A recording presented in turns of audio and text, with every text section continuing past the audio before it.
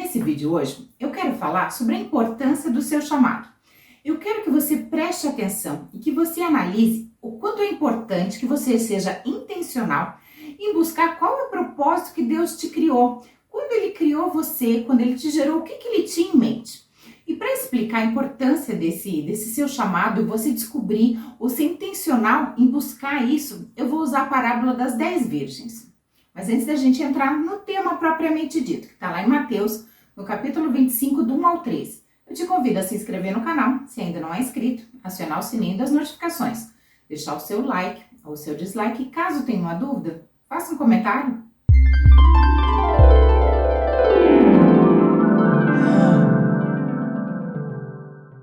É muito comum quando Jesus quer nos passar uma mensagem que ele use de recursos visuais, de imagens, para nos passar mensagens. E também é muito comum que ele use o contraste entre o bom e o ruim, entre o belo e o feio.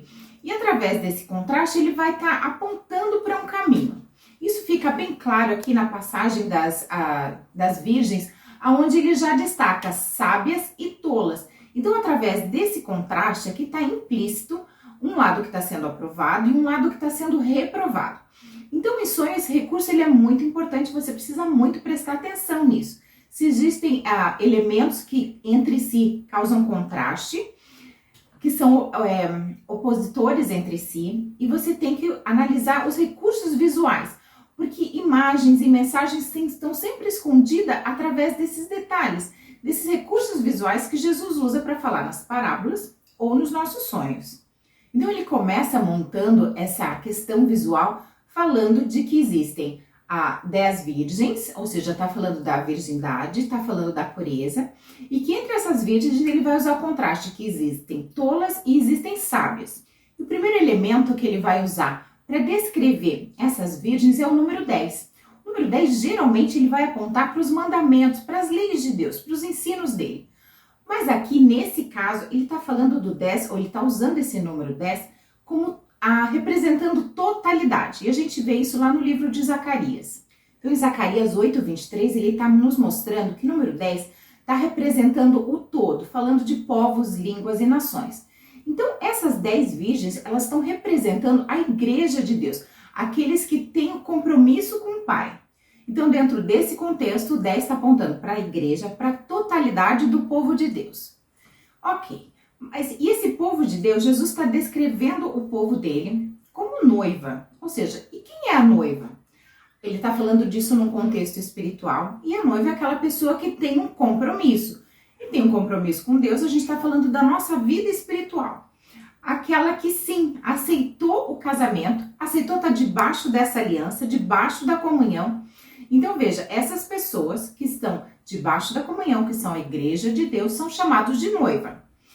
E o que quer dizer noiva em sonho, ou o que quer dizer noiva dentro desse contexto? A noiva é aquela que aceitou a aliança, que fez um compromisso e principalmente que não se contaminou com outros deuses. Ou seja, elas fizeram um compromisso, elas seguem Jesus e antes dele dividir essas pessoas entre nécias e tolas, todas elas são noivas e todas elas fizeram esse compromisso. Para que você seja noiva, você tem que aceitar a aliança, você tem que aceitar o compromisso de bom grado. Então, todas elas aceitaram Jesus, todas elas estão debaixo dessa aliança. Mas então, por que algumas são chamadas de nécias e outras de tolas? Isso a gente vai ver na sequência. Então, essas virgens, o que é uma virgem no contexto espiritual? Uma virgem é alguém que não se contaminou, que só teve com uma pessoa, ou seja, que se comprometeu apenas com uma pessoa e não se contaminou. Isso a gente está falando de num contexto espiritual, ou seja, não se rendeu a outros deuses. É uma noiva, é uma virgem. E ela está, aqui no versículo 2, ela está sendo descrita como 5 delas eram sábias e 5 delas eram tolas.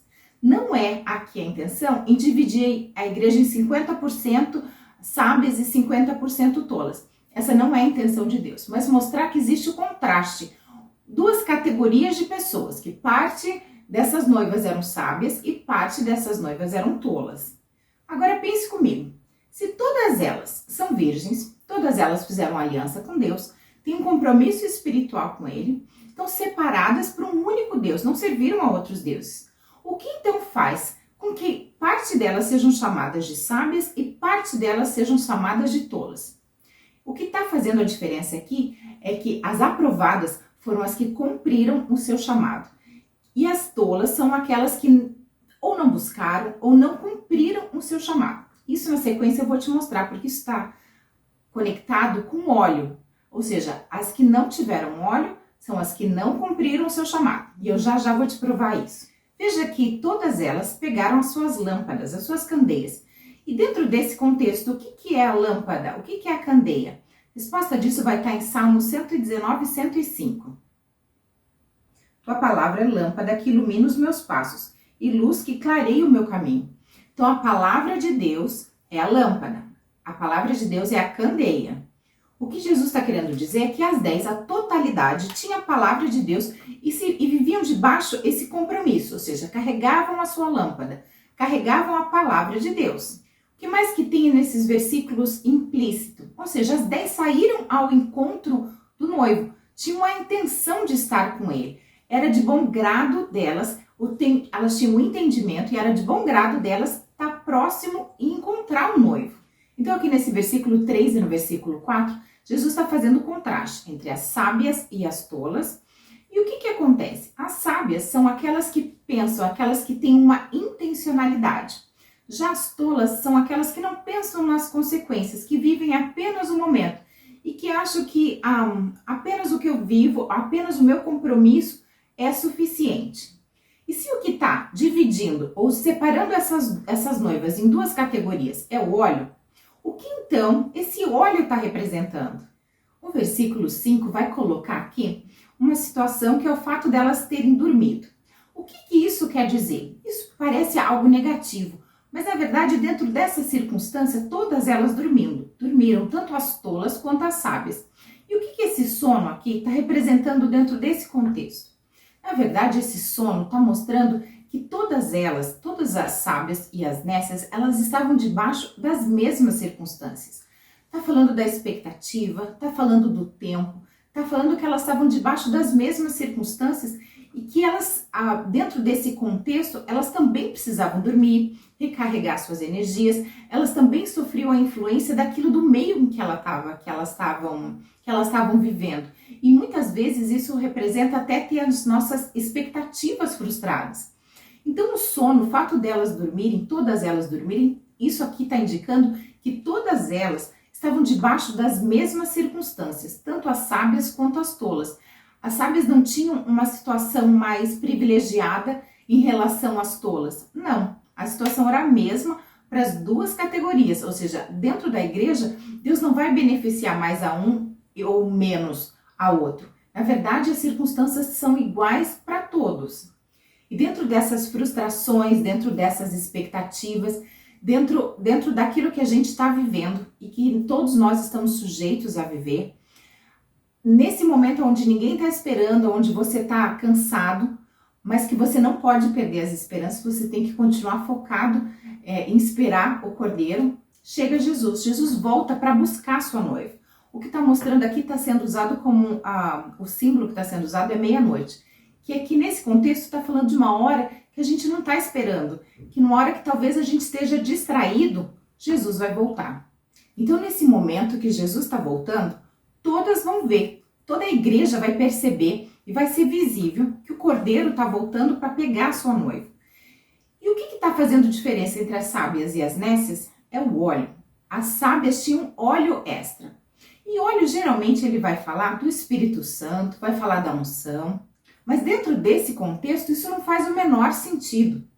E como sempre eu digo, a palavra de Deus, ela tem as respostas sobre qualquer pergunta que a gente venha fazer. Então, dentro desse contexto, o que é o óleo? O que é que faz parte da igreja ser chamada de sábia e parte ser chamada de tola? Essa resposta está lá em Lucas 12:35. Estejais pronto para servir e conservai acesas as vossas candeias. O que faz a candeia ficar acesa é o óleo. E o óleo aqui está deixando bem claro que o servir é o óleo que faz com que a nossa candeia esteja acesa. E o servir tem relação ao nosso chamado, servir dentro do nosso propósito, daquilo que Deus nos criou do propósito pelo qual Deus nos moldou, Deus nos capacitou. Então, o que esse texto aqui está nos dizendo é que para que você entre nas bodas do Cordeiro, você precisa ter o óleo. E o óleo é o servir a Deus. E aqui está falando que não é suficiente você aceitar a Deus, não é suficiente você servir, não é suficiente você ter aliança, mas que você precisa ter a intencionalidade de descobrir qual é o seu chamado, qual é o seu propósito e servir a Deus com ele, dentro daquilo que estava no coração dele quando ele te criou. O texto aqui, essa parábola é bem clara, falando que vão ficar pessoas, vão ficar noivas pro lado de fora, olhando e percebendo que sim, as sábias, elas entraram na boda do Cordeiro, enquanto as sábias estão comemorando junto com o Cordeiro o casamento, a boda do Cordeiro, existem sim sábias que ficaram para fora. E a diferença entre elas é o óleo, que é o servir a Deus. Mas servir a Deus não é simplesmente você estar ocupado fazendo um monte de coisa. Você tem que servir a Deus de maneira efetiva. Ou seja, o que Deus tem no coração para a sua vida? Qual é o propósito dele quando ele te criou? Porque como parte do corpo de Cristo, cada um tem uma função. Se você não cumprir a sua função, se você não cumprir o seu chamado, esse corpo ele não vai ser eficiente. Nem todo mundo faz louvor, nem todo mundo trabalha com intercessão, nem todo mundo faz parte do ministério infantil. Então é muito importante que você saiba com efetividade qual é o seu chamado. E a ideia desse vídeo não é que essa informação ou que essa busca seja um peso para você. Não é isso. Mas é que você entenda a importância da sua intencionalidade em você buscar Deus para saber, para entender qual é esse teu chamado e que você tenha os teus sentidos todos aguçados em função disso. Eu sei que muitos de nós ficamos perdidos nesse processo, mas a forma ou a melhor forma de você entender ou de você começar a caminhar dentro do seu chamado é através de obedecer pequenas direções que Deus te dê. Deus vai te pedindo situações, ou vai abrindo portas, ou então te indicando caminhos, pedindo que você vá a algum lugar, que você leia alguma coisa, pequenas direções. Conforme Deus for te dando, ou te pedindo, ou te direcionando para coisas pequenas, e você for obedecendo, vai chegar um ponto que todos esses pedidos ou todas essas direções que Deus está te dando, elas vão te conectar e vão culminar no seu propósito. O que geralmente acontece é que Deus começa nos pedindo coisas tão pequenas e que possam parecer tão insignificantes que a gente, por comodismo, por preguiça ou por não ver importância, a gente simplesmente não obedece. E é nessa hora que a gente não vai entender qual é o nosso chamado. Porque Deus, ele vai dando aos poucos.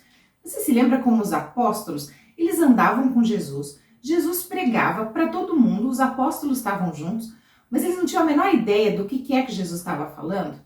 O que acontece? O que acontece é que quando eles pegavam aquilo que Jesus estava falando, aquilo que ele estava indicando, e eles iam buscar em Jesus, ou eles iam perguntar para ele o significado, era quando Jesus explicava. E nesse processo, muitas vezes, Jesus mandava que eles fizessem coisas que para eles não faziam o menor sentido. Mas conforme eles iam obedecendo, isso aí ia agregando na vida deles tanto conhecimento, como experiências, como peças de um quebra-cabeça que futuramente se conectou para que eles entendessem, quando Jesus subiu aos céus, qual era o papel deles. E eles estavam capacitados, preparados, diante desses caminhos que Jesus foi indicando para eles e foi abrindo para que eles pudessem trilhar. Então, a princípio, essas coisas que Deus te pede, ou essas portas que Ele vai te abrindo, pode ser que não faça o menor sentido, ou pode te parecer algo muito pequeno ou insignificante. Mas tudo isso, se você obedecer, vai combinar no seu chamado, no seu propósito. E o que aqui nessa parábola está mostrando que realmente o óleo é o seu propósito único. Isso está no fato de que as sábias não puderam dividir o óleo delas com as tolas. Porque ela falou, se eu dividir o meu óleo, pode ser que me falte. Ou seja, tem um propósito meu, para mim, esse é meu. Aquilo que Deus tem para mim, eu não posso dar para você. Porque você tem que procurar e você tem que buscar aquilo que Deus tem para você. O meu óleo, ele serve para mim. Ou seja, para o propósito de Deus na minha vida. É o meu servir. O teu servir, você precisa buscar em Deus. Por isso que as virgens sábias não puderam dividir o óleo delas com as que eram tolas. Porque o chamado é algo individual e serve só para mim. O meu chamado serve para mim. O seu chamado serve para você.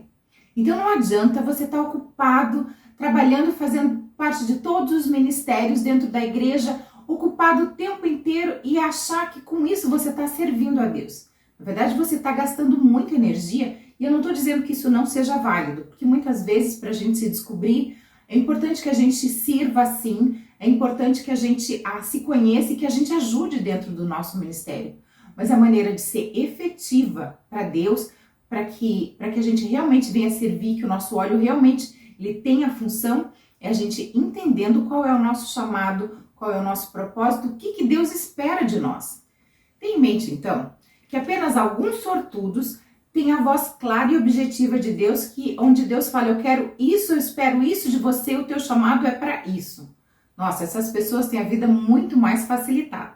Mas também entenda que quanto mais objetivo e quanto mais claro Deus for contigo, maior é a cobrança. E mais vai exigir de você uma resposta, uma preparação.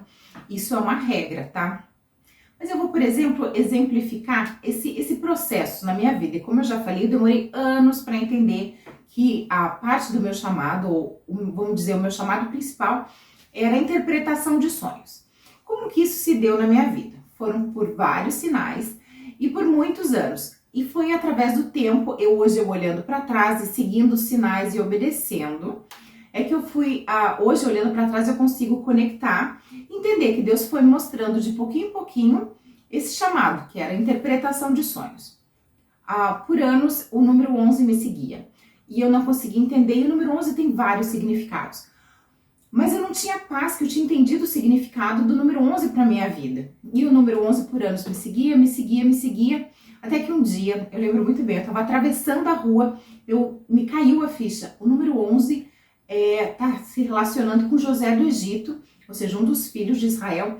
E José, o dom maior dele era interpretar sonhos. É isso que Deus está me mostrando.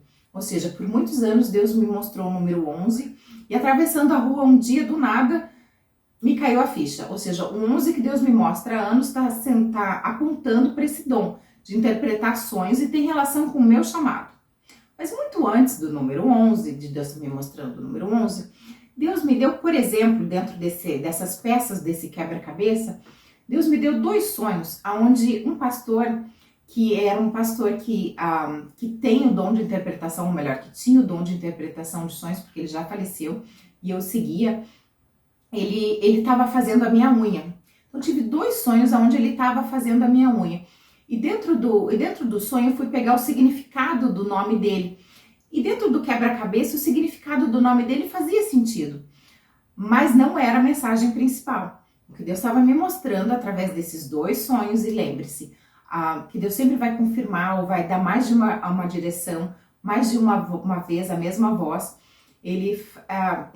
O sonho, no caso, estava dizendo que Deus estava me preparando, ou seja, ele fazendo as minhas mãos para esse dom, para esse chamado de interpretação de sonhos. Mas veja que essas confirmações não aconteceram tudo de uma vez só. Elas foram acontecendo através dos anos, e eu tive que meditar muito até conseguir entender.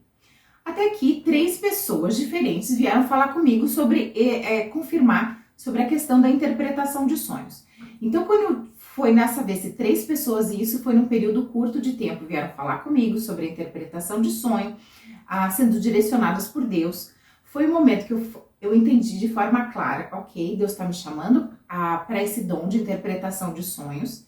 Ficou claro para mim. E daí eu consegui juntar essas outras peças do quebra-cabeça, ou seja, o número 11, os 2 sonhos com esse pastor que interpretava sonhos e ele estava fazendo a minha unha. Eu também tive um outro sonho de um outro pastor que também tem o dom de interpretar sonhos, onde ele vinha e orava, impunha as mãos sobre a minha cabeça. Tudo isso, olhando para trás, agora é fácil de entender.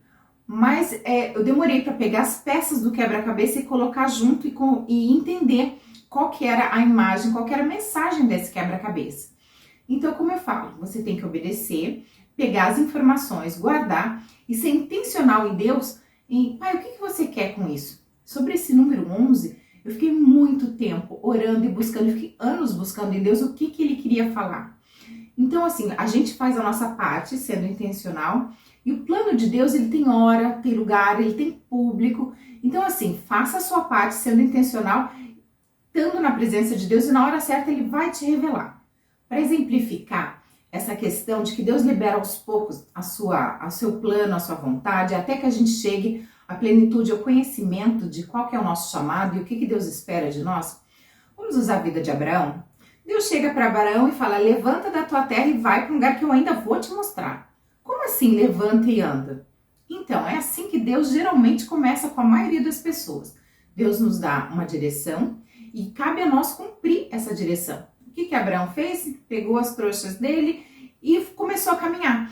Ou seja, ele não tinha instruções, ele não sabia para onde, não sabia como, ele apenas teve a convicção de ter ouvido a voz de Deus. E o que ele fez? Ele obedeceu. Então ele saiu, ou seja, ele saiu da terra conforme Deus mostrou para ele. E daí depois Deus falou para ele: eu vou fazer de você uma grande nação, muitos descendentes. Acontece que ele não tinha filhos. E entre Deus falar para ele: levanta da tua terra, sai e vai para um lugar que eu ainda vou te mostrar, e até que a promessa que eu te farei pai de nações acontecesse, foram 25 anos. Ou seja, até o tempo que Deus falou para ele que ele deveria sair da terra dele, muito tempo depois ele falou: você vai ser pai de nações. E nascer Isaac foram 25 anos. Abraão tinha 100 anos entre a primeira vez que Deus falou para ele: sai da tua terra, e depois na sequência foi mostrando aos poucos: você vai ser pai de nações.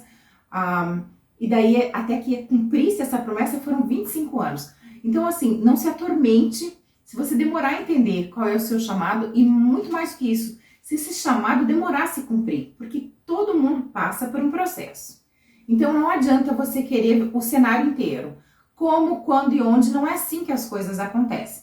Deus vai falar contigo talvez algo pequeno, daí você obedece. Conforme você obedece, Deus vai te dando mais dicas, mais sinais, mais direções. E com isso, até que isso vai chegar um momento que você vai entender qual é o cenário, entender qual é o seu chamado. Mas a chave para que isso aconteça é ouvir a voz de Deus, ser intencional, buscando em Deus e principalmente obedecer. Nada é muito insignificante, nem muito fácil e nem muito difícil. Então, o que nos separa de ouvir a voz de Deus é a nossa preguiça em não buscar. Ou então, a nossa cabeça dura em não obedecer, em deixar para lá, eu faço depois. Quanto mais rápido você estiver disposto a obedecer e a servir a Deus, mais rápido vai ser o seu processo e mais você vai conseguir entender e chegar nesse momento onde Deus vai te falar qual é o seu propósito, qual é o seu chamado. Agora entenda, não espere que quando Deus me falar qual é o meu chamado, eu vou me preparar. Não, a preparação é agora, estando na presença de Deus, conhecendo as Escrituras e conhecendo profundamente. E com isso eu quero dizer que você tem que ler as Escrituras, você tem que estar com Deus todo o tempo. Porque é isso que nos dá a base. Ou seja, quando Deus me mostrar, eu vou estudar. Não é assim que funciona. Então, assim, você vai estudando, você vai estando em Deus, você vai percebendo o que o Espírito vai te revelando na palavra. Isso também te dá pequenos insights, pequenas direções de qual vai ser o seu possível chamado, como Deus quer trabalhar na tua vida, como Deus quer te usar. Então, o chamado é no tempo de Deus, é Ele que vai determinar. A nossa capacitação é agora. E o que abrevia esse processo, faz com que esse processo seja mais curto, é o fato da gente obedecer a Deus. Uma das formas mais comuns de Deus revelar, de Deus nos mostrar o nosso chamado, o nosso propósito, são através dos sonhos, e sonhos que se repetem. E elementos que se conectam de alguma forma ao nosso chamado, assim como eu exemplifiquei na minha vida. Então é importante que você seja intencional em buscar qual é o seu chamado, qual o propósito de Deus para a sua vida. Porque isso sim vai determinar quem vai entrar, quem vai fazer parte das bodas do Cordeiro, entrando na Nova Jerusalém, e quem vai ficar de fora. Mas se você sonhou? Sonhou? E daí?